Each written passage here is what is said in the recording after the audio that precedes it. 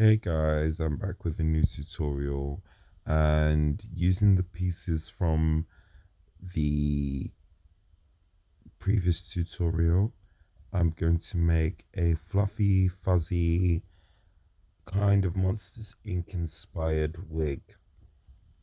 So I keep all my hair in this beautiful bag just so that it doesn't get damaged. And I start by applying the long pieces. So as you remember before, I colored all of the pieces differently. And what I do is I layer them up, starting with a green rooted, then a pink rooted, then a blue rooted piece. So as I finish the long pieces, I then move on to the 5-inch pieces, which were two colors, and I'm alternating between one color and the next color because I want quite a lot of differentiation. As I'm moving forward towards the top, you can see me then starting to go in a spiral direction. I always do this because I feel like it just makes the hair just look a bit more natural. Here's how it's looking so far. And then these are the three individual colors. And I'm just going to go in a spiral, continuing, alternating the colors from pink, green, and blue. So you can see me here splitting the colors and adding them together. This is just something I like to do just to make sure that I'm not getting confused as I'm doing the hair and making sure that all the colors are consistently separate. So just in hyperspeed, you can see me moving around the head.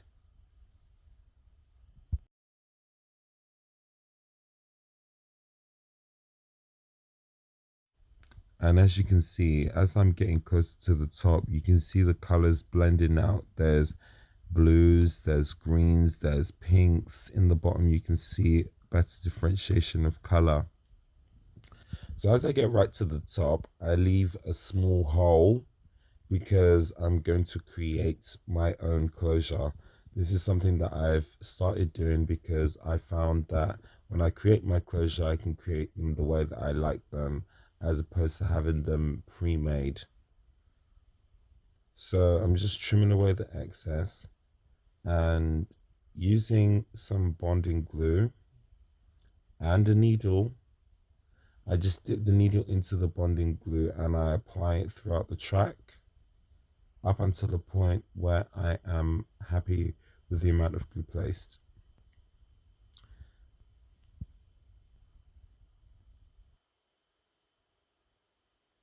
Next, I roll everything up very tightly, as tightly as I can, because the whole point is to make it as less air through as possible.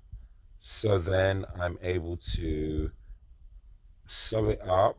So when I open it up and iron it down, it will have a flat look on the top, but it will have enough hair to cover around. So here's me just needling through just to make sure that everything is very secure. Because sometimes with the glue, it can, with hot water, it will become weaker, it won't be as strong.